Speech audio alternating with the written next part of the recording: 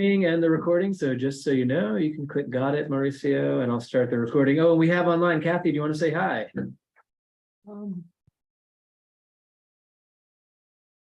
Is a comment here? It's here. It's gonna go ahead, Kathy. You're Hi. muted. Hi, okay, Kathy Ewell, Professor Emerita in School of Forest Resources and Conservation, and she was our speaker just a couple weeks ago. All right, so we should be streaming live on YouTube. Megan, let me know if we are. We'll introduce our speaker today. So I'm very happy and fortunate to introduce our speaker today, a good friend and great colleague, Dr. Mauricio Arias. YouTube stream is good. Okay. So Dr. Arias is an associate professor in the Department of Civil and Environmental Engineering at the University of South Florida. That's down in Tampa, where he leads a lab called the Watershed Sustainability Lab, and he teaches undergraduate and graduate courses in water resources. He has his bachelor's and master's here from UF, and particularly in environmental engineering sciences. So he spent a lot of time in this room, in this building, presenting and defending his work. So, you know, we can give him tough questions. He's used to it in this room. He got his PhD in civil engineering at the University of Canterbury, which is in New Zealand. Yeah, that's not fair. There's two Upper University of Canterbury, so there is actually one in England. Oh, okay. That's right. And then he did a really cool postdoctoral research fellowship at the Sustainability Science Program at Harvard. In 2021, Mauricio became a National Academy of Sciences Gulf Research Program Early Career Fellow. He just recently was awarded the USF Outstanding Research Achievement Award, which is really awesome. His current research focuses on surface water quality and quantity prediction and ecological engineering, with an emphasis on tropical and subtropical regions. So, Mauricio, the floor is yours. I think you should be able to go directly with this if you want. Okay, excellent. And there's also a stick there if you want to point more. Well, that's actually probably even better. And it's pretty fun.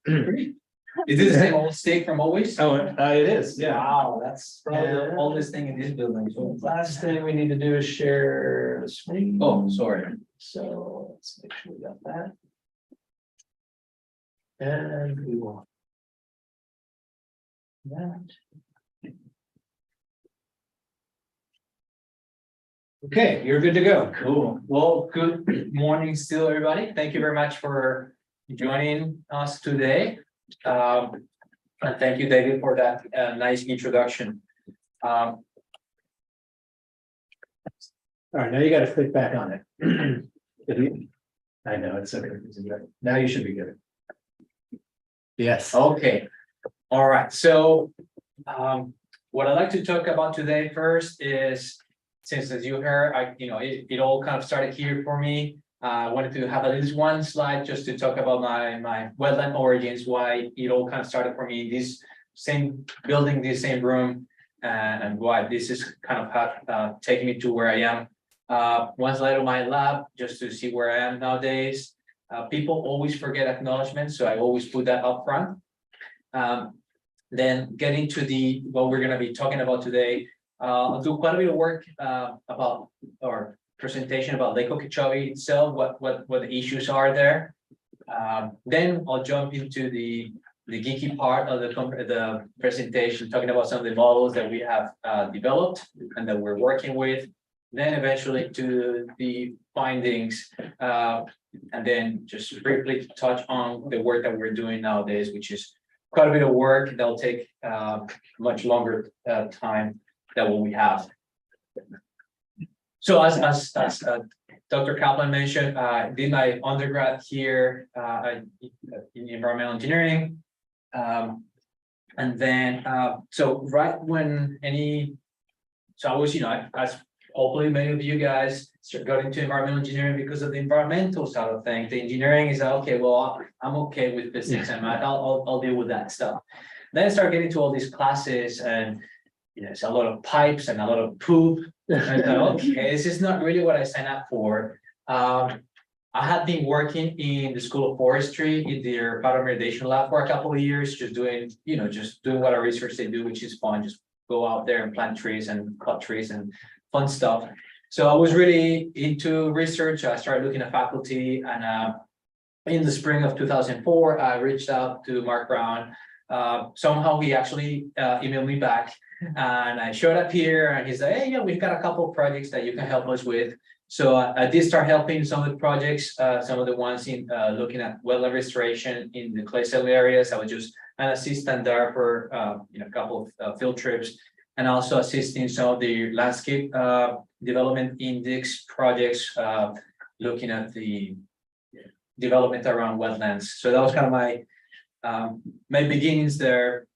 I still ended up taking some time off from the program. I went and studied abroad and did an internship in China for the Worldwide Fund for Nature, looking at some of the wetland restoration projects that they're doing there along the Yangtze River. And that was very inspirational. And that kind of gave me a little bit of time to think about where I was going with this whole environmental engineering thing. And that's when I really got into like treatment wetlands and figuring out how, hey, this is really the niche that I would like to work on. There is actually these ecosystems that can do all this treatment for us. So I came back here to Dr. Brown and say, hey, I really want to do my independent research and I really want to look into treatment wetlands. He said, oh, well, you can't really build one of those on your own here, but let's see where you could build one of those. So I started actually looking at the feasibility of building those in Colombia where I grew up.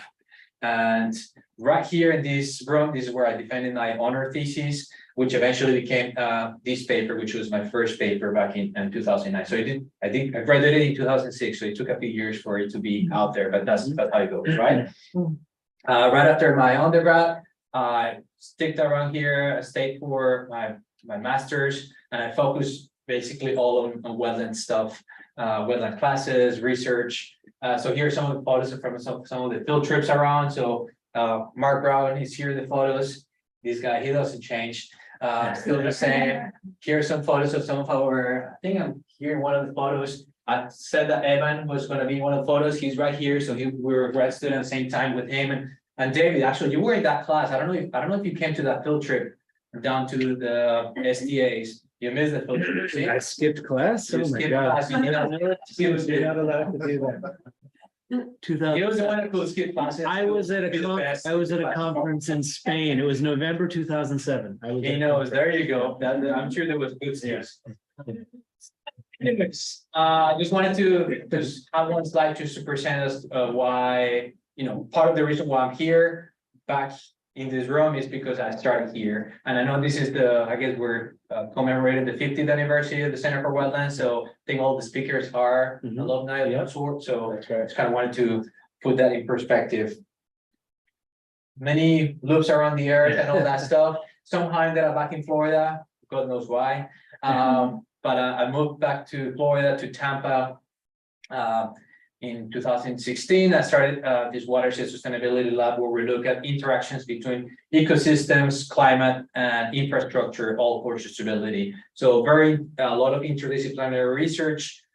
We use a lot of models that I'm going to be talking about today, but not only models. I don't believe I am a modeler. I don't like using that term per se, because I think that modelers, if you're only doing modeling, you lose sense of what's out there, which is what we really should be doing, is using these models to understand, the science, environmental science in general. And beyond Florida, that's all recorded, I know. Beyond Florida, we're also doing research in Southeast Asia. We're just talking to David about that. And in the past, I've also been doing some work in the Amazon River. And we also overlap with some of the people here in the room when I was doing that research. Okay, before I start or keep presenting all this stuff, all the bad stuff, blame it on Osama, Dr. Tarabi. No, actually, I do want to thank and acknowledge Dr. Tarabi's contribution, as well as Dr. Tang's. Osama is a postdoc in our lab, and Dr. Tang was as well. And a lot of the work that I'm going to be presenting about is, as a result of their very intense research. Some co-authors, some collaborators in our work. I thank you, all of the close team members that are here in the room and not in the room. It's a very nice, dynamic group, and I'm very, very thankful for the opportunity to be working in that group. And we got a website now, so here we go. All right, and then funding acknowledgements, of course. So a lot of this work has been possible because of a grant from the EPA, as well as 2 grants that we have now from the U.S. Army Corps of Engineers through the ERDC. Of course, this is all my words, my expressions, my thoughts. It's not the agencies. All right, Lake Okeechobee. Who has been to Lake Okeechobee? All right. Considering that you all should be wetland scientists, is a very small crowd. Who has actually been to like touch the water in the lake? All right. Okay, a few of you. Good. I imagine maybe some of you have actually passed through the lake, but the problem is that because there's all this dike around the lake, you really cannot see it unless you like climb the dike, and then you're like, oh wow, this is a sea out here. All right.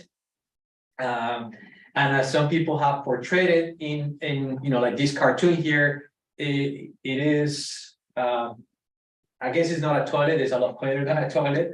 But it is the source of a lot of water issues that we have in South Florida. Some of the issues, source of the issues going on in the coast, as well as what's been happening in the Everglades for decades, if not centuries now. So a little bit of context, because I think context is very, very important in this case and always. So Lake Okeechobee by surface area is the 3rd largest lake completely within the US, freshwater lake completely within the US. Does anybody know what the other 2 lakes will be? Lake Michigan, and forgot this. There's this other lake in Alaska that I haven't been to, but it's also very large. The Great Lakes are not included. The other Great Lakes are not included because they're all in the border with Canada. Right. And Salt Lake is salty, of course. But other than that is, and of course it's the largest lake in Florida. It is of natural origin, so that lake's been there for a couple thousand years. But it was heavily modified starting in the late 1800s when people started colonizing Florida, and they really got into the job of like draining the swamps, right? And specifically draining this area south of the lake, the so-called now Everglades agricultural area, where there were back in days great peat-based soils that made for amazing agriculture once you were able to drain it, and only for a few years. Nowadays, this is the largest sugarcane plantation in the US. And and the source of a lot of contingency related to water, and of course also the source of water for the Everglades shows down here.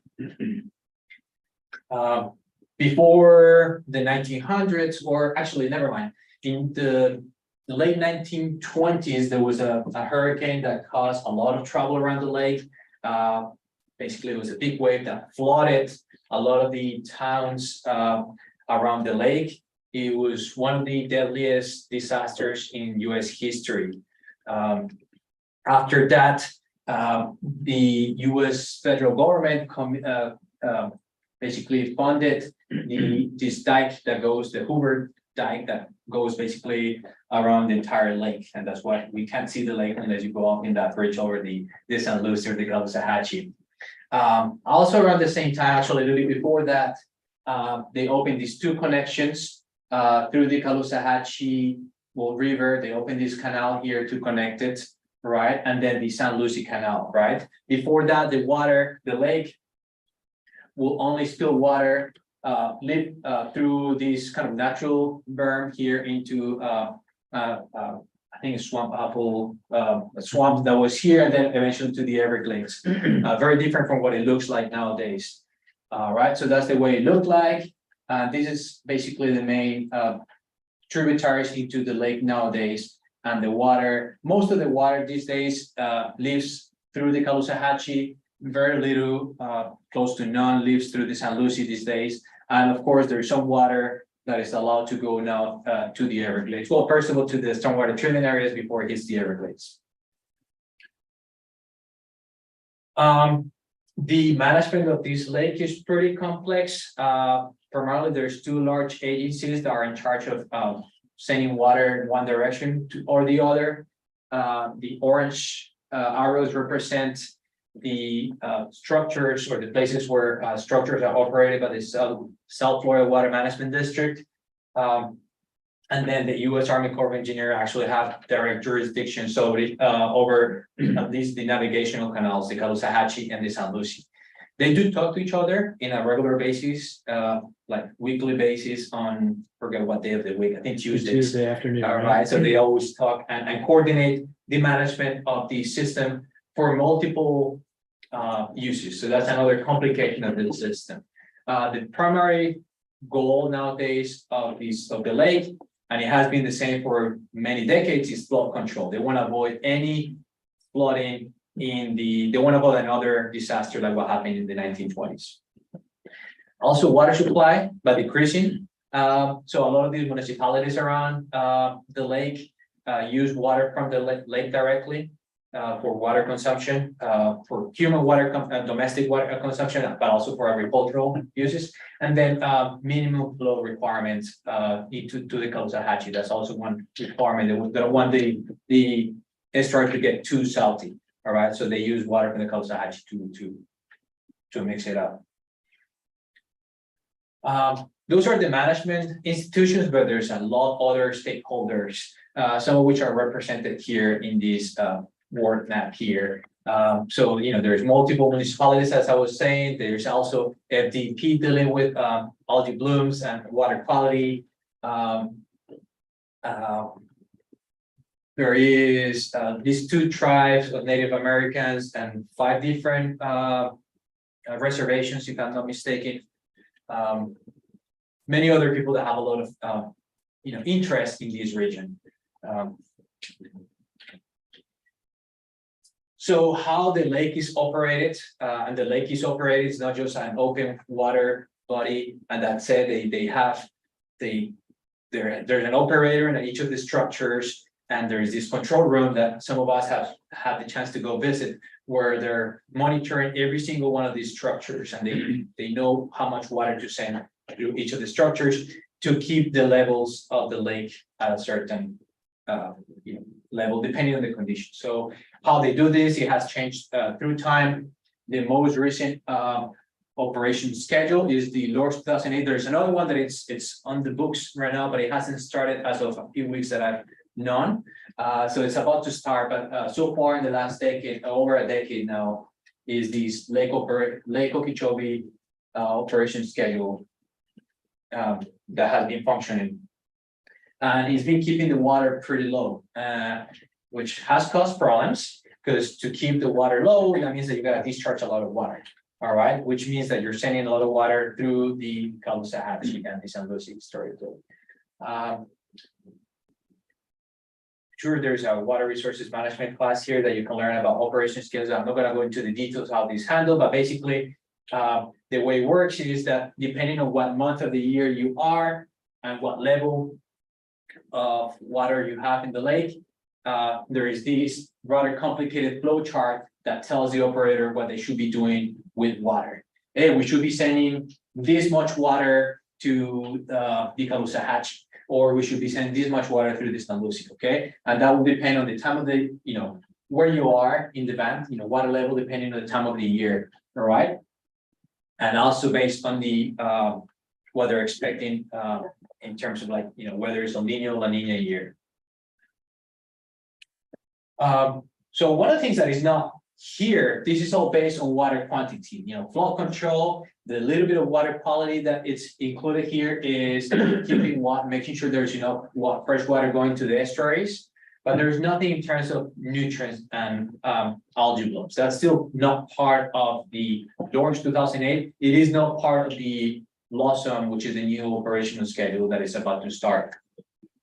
And this will be problematic, and that's kind of what we're working here in this system, because the operation schedule does affect how much nutrients can go into this water body. So in this graph that comes from a paper that Osama wrote, we looked at the changes in water quality through time, through the different operation schedules.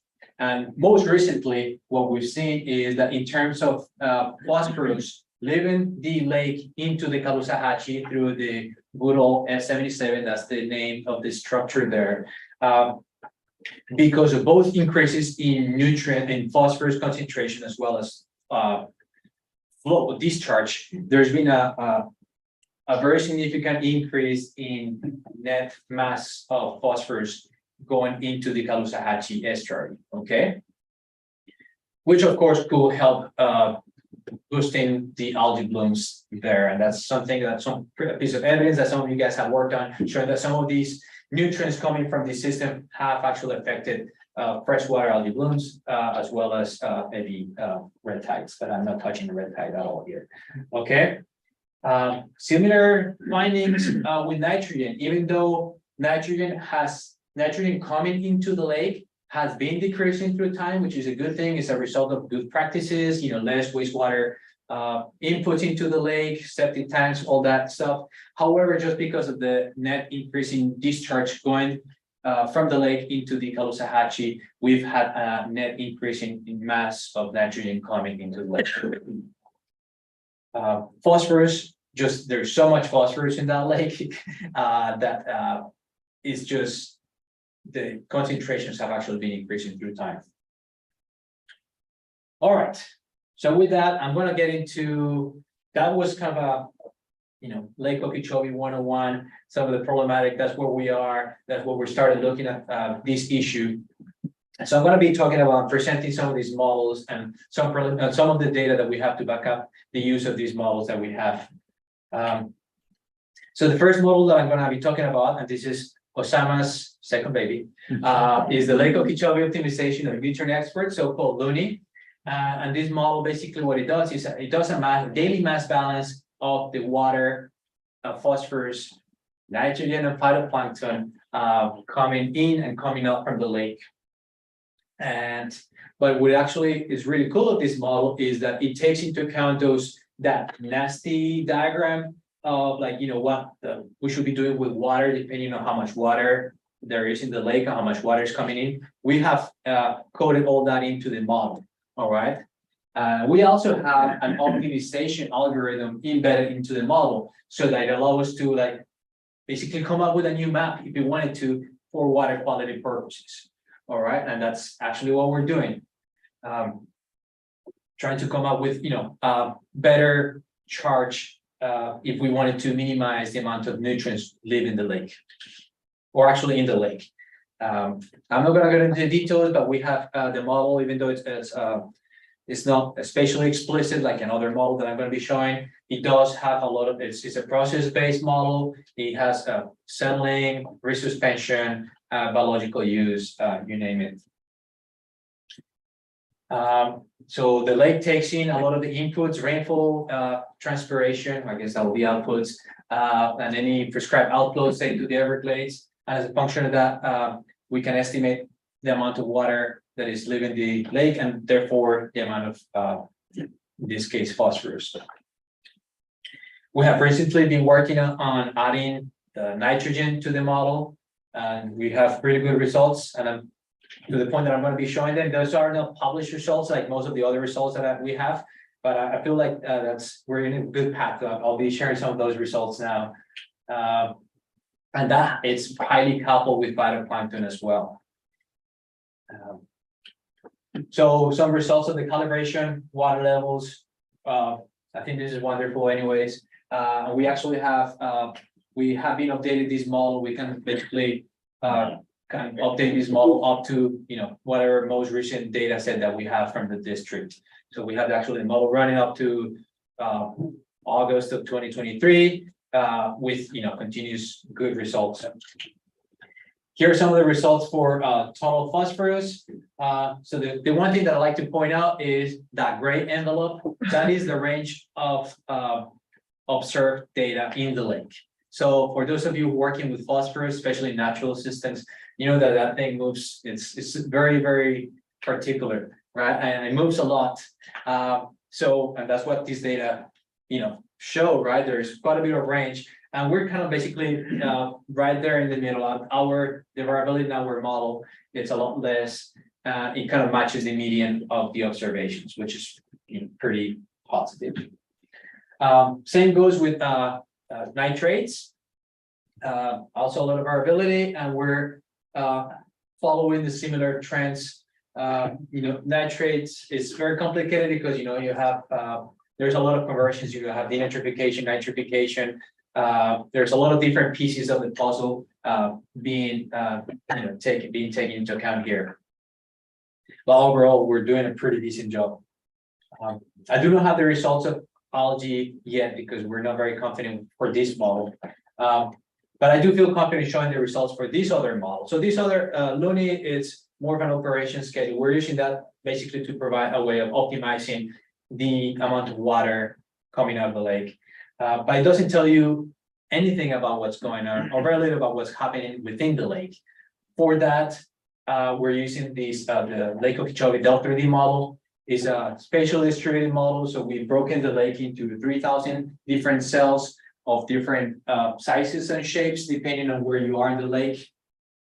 And this model is coupling the internal hydrodynamics in the lake, as well as the cycles of some of the key nutrients.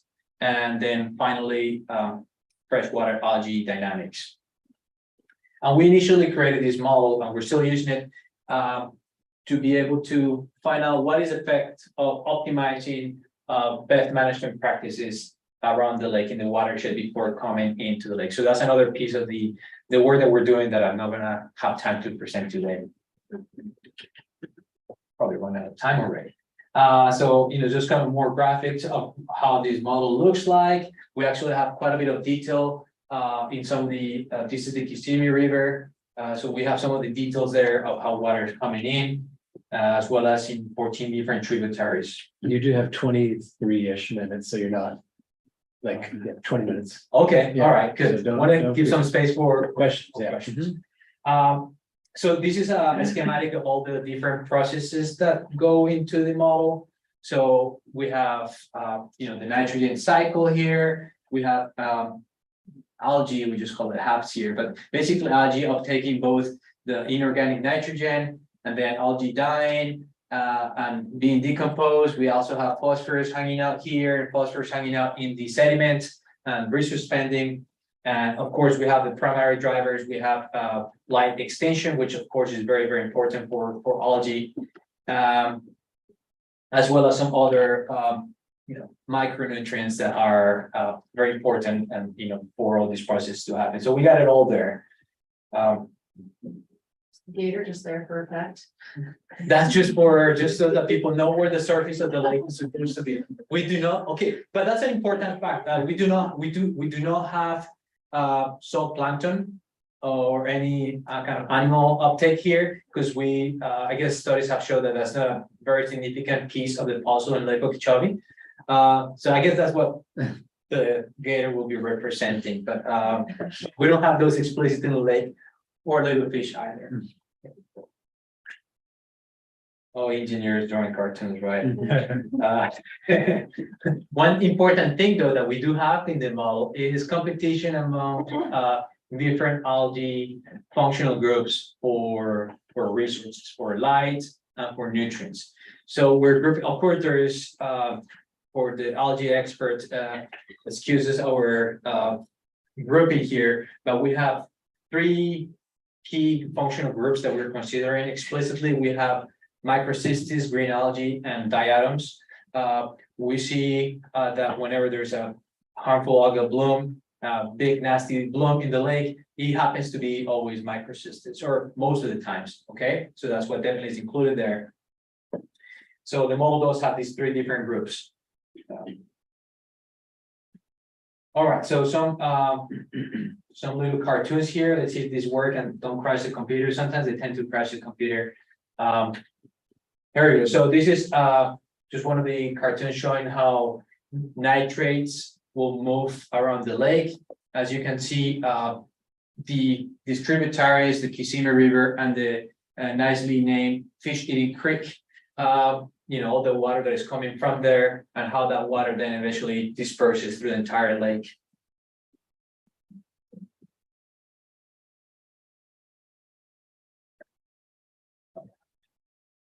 I'm not going to describe all the calibration results, but one thing that I want to point out is that there's pretty interesting seasonality when it comes to nitrates.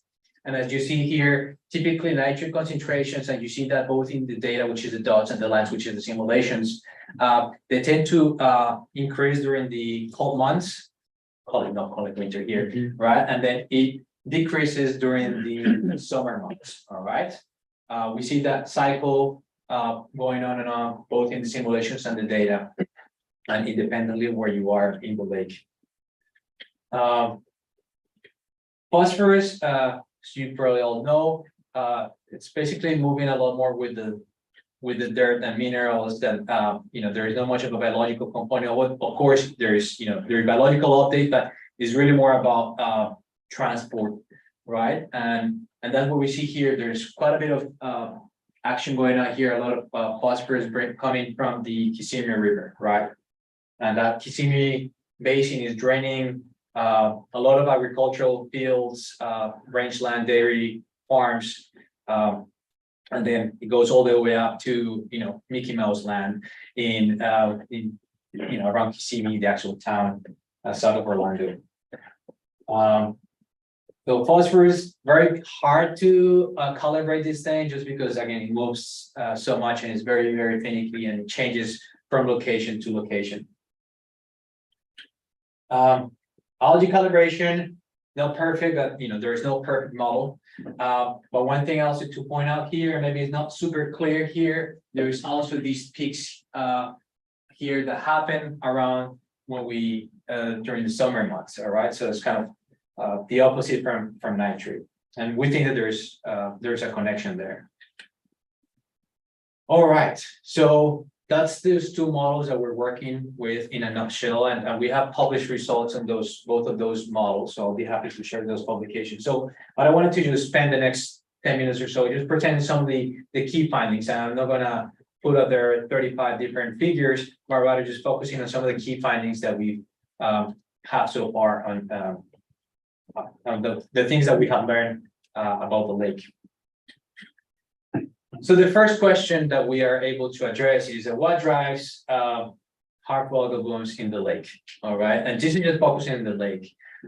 One of the things to note is that even though we're super lucky in this system that there's lots of data, there's biogeochemical data tracing back to the late 1970s, which is very fortunate.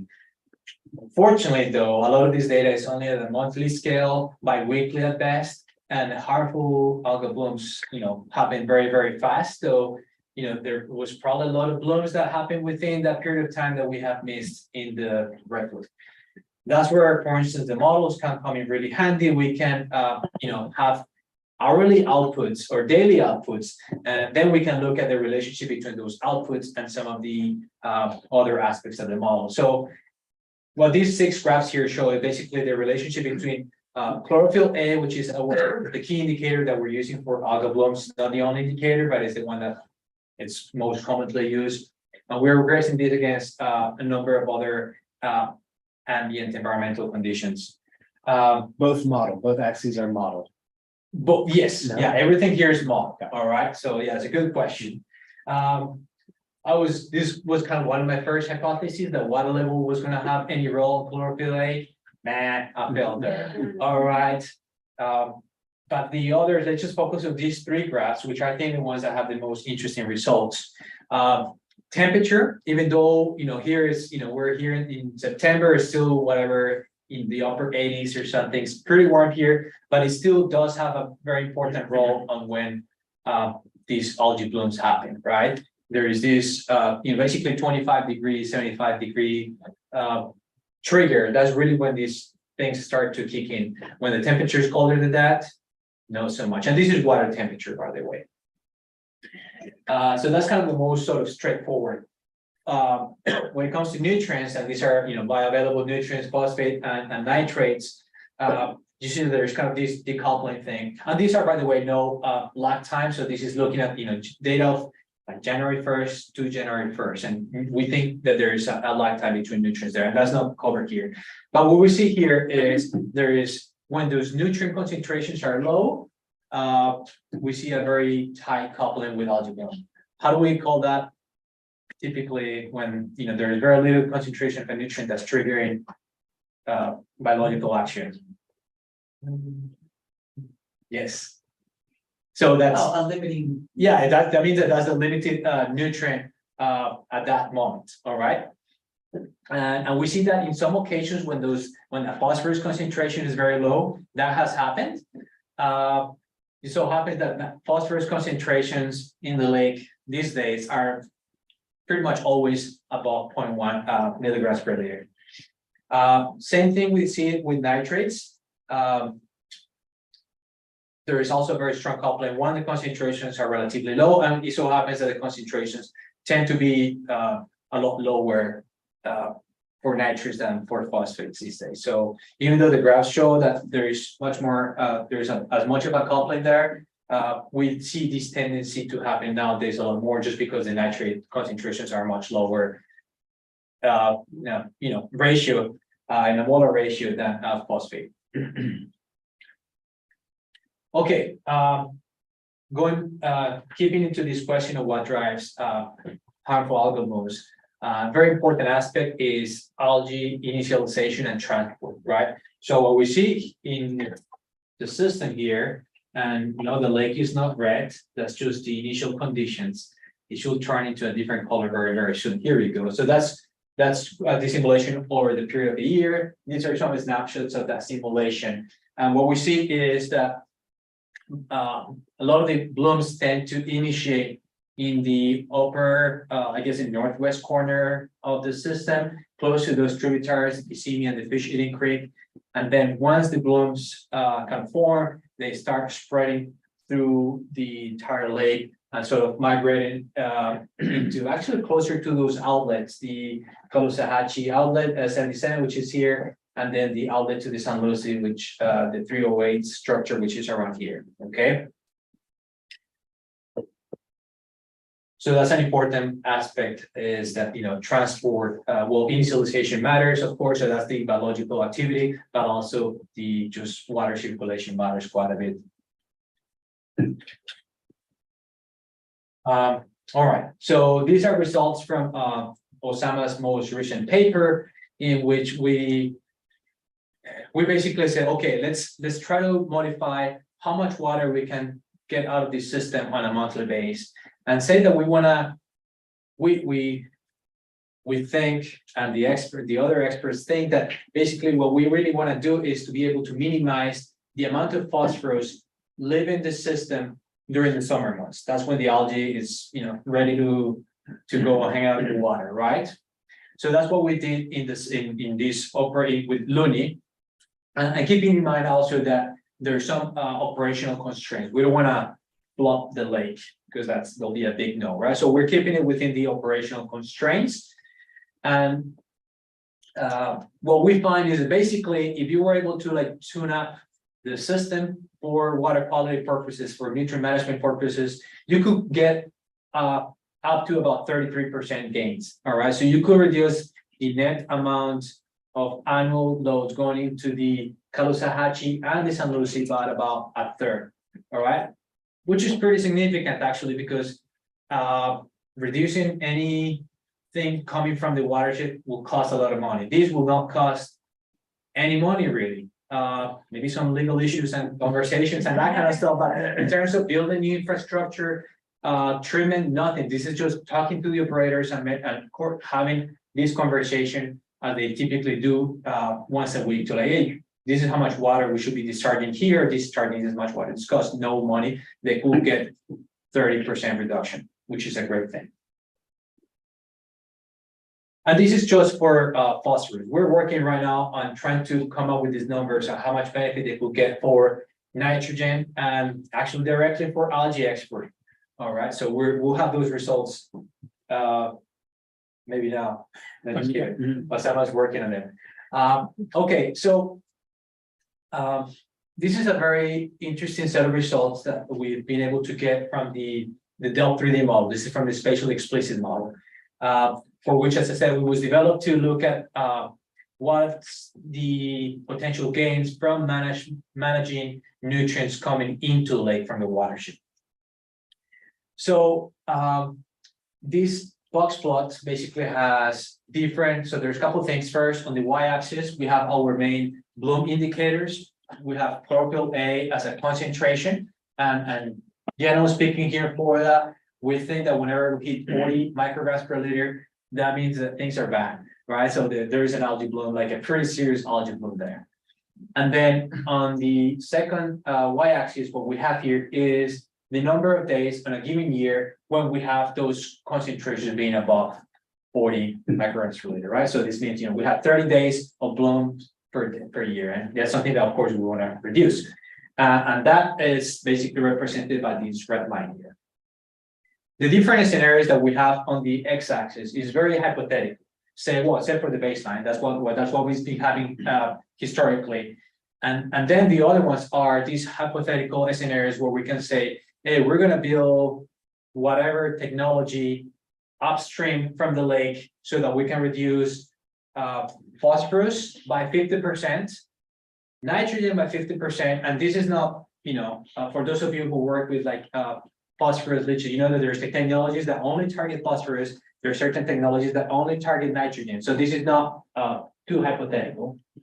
But we also have the scenario where we're looking at, reducing both phosphorus and nitrogen. All right. And then again, by different fractions here. So look at the difference between baseline and then basically what we have been doing for many decades, which is targeting phosphorus in the basin by about 50%, which it's pretty hard to begin with. Any difference in that red horizontal line? Nothing. Look at the box plot here. Well, nothing. Well, what if you decide to just target nitrogen like it happens in some other watersheds, especially coastal watersheds? No reduction there at all. All right. Now look what happens at this center where you're targeting 50% of both nitrogen and phosphorus. So where you can have some technologies, say treatment wetlands, all right, that can target both nitrogen and phosphorus.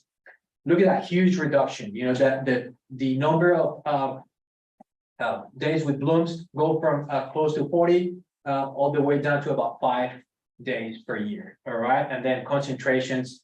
It's harder to tell the average concentration, but look at what matters is these extreme events here. All right.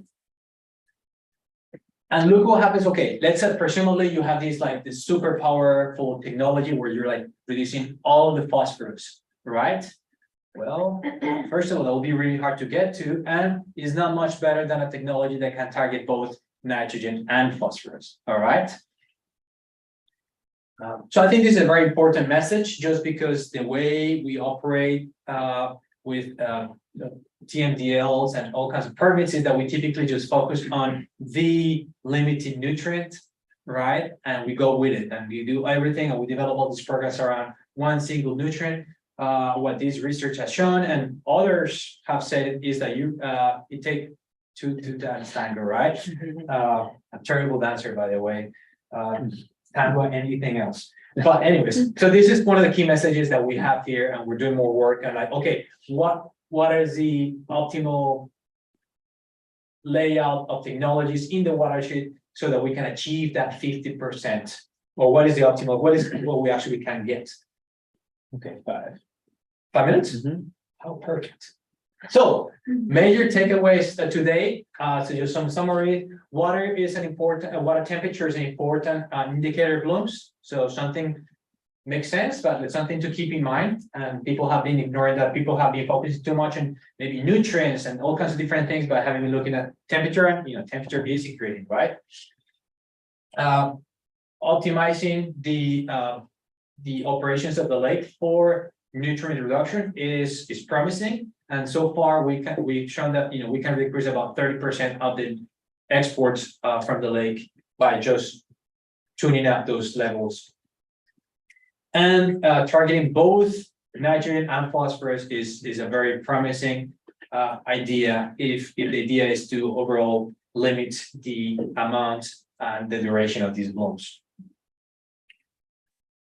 We have a lot of ongoing work. Some of you guys are involved in it. Maybe a third or half of the room is involved in this project here. So we have different pieces of the puzzle. If you don't know about what we're doing and you're interested, please come back, talk to me and David and some of the other team members that we have here in the room. We have other models for different parts of that toilet. So the problem is not just in the toilet. If you have plumbing issues in your house, a lot of them are not right there in the toilet, but right in the plumbing system. So we're looking at all the different aspects of this whole system. And try to put it all together. Some more on ongoing work. So we're still fine tuning the Lucie, especially when it comes to phytoplankton, and we hope to be able to produce and share these results in the coming months. We're looking at mixing in hybrid, creating some kind of hybrid process-based model with machine learning models to get much better results, and being able to predict and eventually forecast some of these water quality indicators for management purposes in the lake. And yeah, overall, eventually that's what we're gonna get to. That's the goal of this big project that we're involved in, is to be able to create a forecast, a reliable forecast that the Lake Okeechobee and tributaries end users can use for management and to make decisions about how to manage this lake and the receiving waters. So here are some of the papers that this work has been coming from, and that's all I have. Thank you. All right, thank you, Mauricio. So we'll start with questions in the room, and I'll check to see if we have any online folks. I'm going to stop your sharing just so we can have the bigger screen here. And we'll go to the room. Now, remember what I gave you last week was a challenge that we weren't going to go to any professors until there was a student question. Thank you, Nick, please. Do you mind going back to that slide with all the different solutes and then the chlorophyll A concentration? Because it was split on. It was like the Delft slide. No, it had all the different solutes and then This guy? that one. So for phosphate and nitrate, so you split them on, it looks like June, November. So it's like cold season, warm season was the idea. Yeah. And so even during the cold season, from like December to May, when you should have lower algae bloom concentrations, you're still seeing, on both of them, very high concentrations throughout the entire year. Yeah, and Rather than, okay, if I was to make this split nowadays, I would have done it more like cold months versus warm months. Here's it's more like kind of like pre-bloom versus during bloom period, even though May is a transitional month, right? It could be a nice weather here, it could be like hell, right? Like this year was. Yeah. it's just 1 year. There's a. No, this is multiple years of data. This is maybe 5 years of data, simulated data. All right. So if it was observations, it would be just like a few dots, but this is the key thing. But yeah, so even though even independent of the time of the year, there's that coupling for sure. It's more about what really drives, if anything, what really drives is not the time of the year, but the concentration of the constituent. So like year round, we're seeing algae in like pretty high concentrations year round. Not always. I mean, the blooms tend to happen again when the concentrations, when the temperature is pretty high, which again can happen. You're one day like December 25th, and it's why is it so hot out here, right? So, but there's some seasonality, not as extreme as you expect it in Lake Erie, for instance, but there's some. Are these average values, average on the lake or No, these are for single locations. single location? Yes. Yes. So I was just wondering, so even if you change the month, how you categorize them, so even if you did do that, the shape will be like the same. Yeah, I mean, Right. check it out. Just forget. Yeah, just think that you're colorblind for a minute. Right. All right, and it just looks like a cloud of dots, right? The two distinctions will be this, where there's some nutrient limitation, and here where you have an abundance of elements, nitrate or phosphorus. So it's more about the limitation when it comes to nutrient than the actual timing. Yes. Have you started thinking about like termination and how that relates to the duration of, say, nutrient limitation, or like So we can reduce the onset, through all these management strategies, but is there anything you're learning about, I don't know, the termination of these blooms? Like that's, when they end, is there a interesting? Like, when trigger? are they ending? Is there a trigger, or is that preceded by certain nutrient or Well, location conditions within the lake, for instance, if it hits that wall of emergent vegetation or something, Yeah. does Well- it screw it up? well, I think at this point, we're trying to just first think about when they start Yeah. and where they start, right? Yeah. I think one of the approaches that they're doing right now is that you're trying to find out where it started and go and treat it right away. All right, so perhaps we can even give them a head start on that and say, hey, we're expecting a bloom happening here Yeah. within a week or within 2 weeks. Farther from that is difficult, so I think that the idea is to then first think about that. Yeah. Then we'll go back to Nick. Yes. Is there any thought that you have with the NP ratio for this? Yeah. Oh, I presented that in my class last week, but I don't have it here. What I can tell you is that NP ratio in the lake has been decreasing over time, significantly. All right, forgot the year exactly. Yeah, again, I was just looking at this last Friday, but it has gone low, much lower. So to the point that we can think of it, and you look at the responses, like there's always phosphorus in the lake. But you see the dynamics of the algae very well coupled with nitrates these days. So I guess following on that, given the huge legacy phosphorus load in the lake, the previous focus on phosphorus, would you show that really controlling for nitrogen and phosphorus together? Like, do you think that there is enough of a nitrogen lever? I mean, you showed that the NNP reductions were really important, and yet, like, we know that the in-lake load is so high. So can you kind of like how can you consider those at the same time? Like, if the in-lake load is so high that it's almost like impossible to think of input reduction as being effective. Well, I think there needs to be like a portfolio of different things, right? So say that we can actually reduce the inputs by 50%. Or what's the maximum potential based on existing BNPs? More like Is it 30? casinos or Or like the scenario of the maximum, assuming that you have all of the resources to put as many treatment systems. BNPs in systems. Yeah, yeah, it's around 30. 30%. So you can potentially, I said 50-50. In reality, you can only get about 30% coming from the watershed. Then you can, by operations, you can reduce another 30 coming down. So, it adds up. And there's, a gazillion people trying to do in-lake management. There's all these magic powder they add to the lake, and they disappear the algae. Of course, things don't disappear, they just go somewhere else, right? So I think there's a portfolio of different things that need to be considered. And one thing that actually there was this paper that came out maybe last week, Paul Julian and Paul Jones, and I think Matt Coyne was involved in that research as well, where they've been doing phosphorus mapping for the entire lake every decade. And it actually has been coming down. Do you see that paper?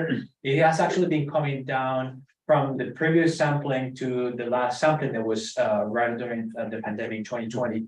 It's come down a little bit, not a huge amount, but it's taking a century of nutrient loading, so it takes a while, but it looks like things are changing.